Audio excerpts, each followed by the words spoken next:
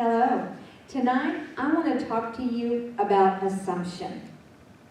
Assumption is defined as a thing that is accepted as true or as certain to happen without proof. So why would I choose assumption as a topic in this final presentation? Because when I read the Bible, especially the stories, my mind starts to form pictures and videos of the scene as it is played out. And a good example would be 2 Kings 6:16 through 17.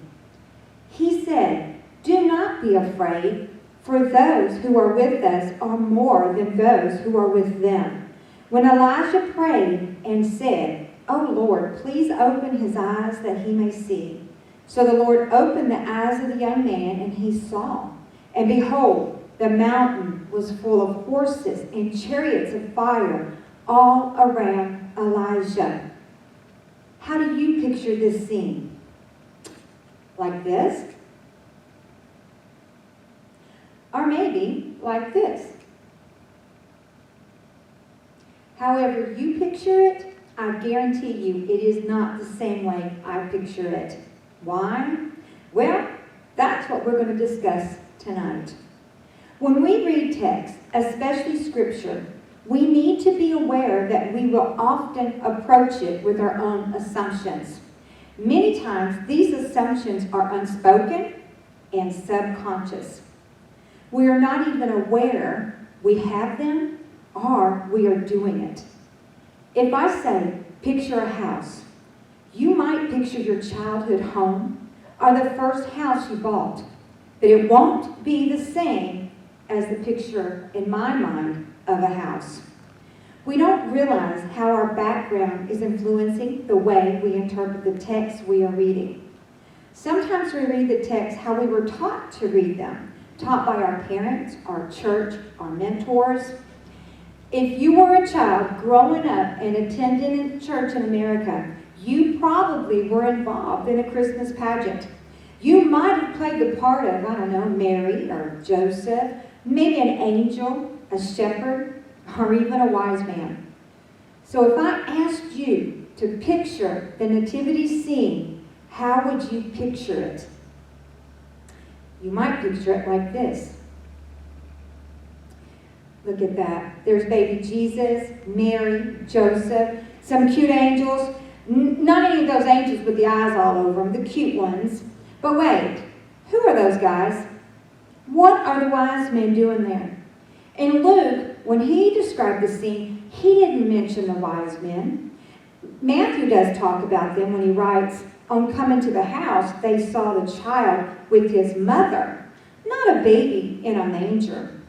So the way I was taught to read scripture from my church and family made me subconsciously add in the wise men every time I read these verses. Although Luke didn't mention them, and when Matthew mentioned them, they were seeing a child, I subconsciously add them to the story. How we have grown up, our own culture, background, our own experience, influence the way we read text. It's not wrong, it is reality.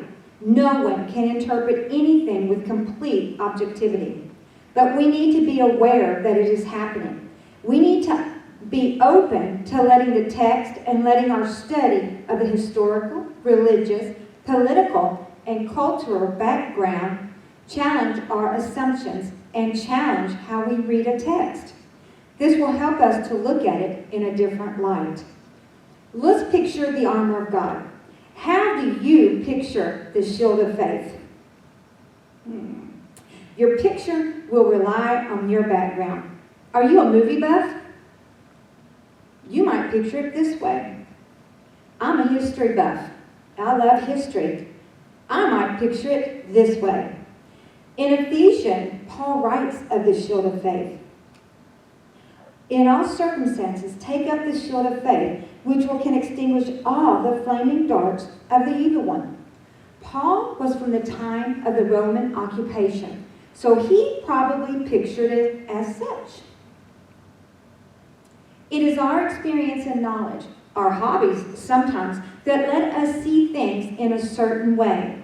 We must be aware that it does influence the way we read and understand the text of Scripture. We need to read and let the text of Scripture challenge and transform the way we think about it, and to try to understand it in the way God intended it and in the light of how the author intended it, in their culture, in their background, not ours. So this is the last example I will give you. I'm going to ask you to picture the grade I will receive on this presentation. And for once, I hope we can picture it the same.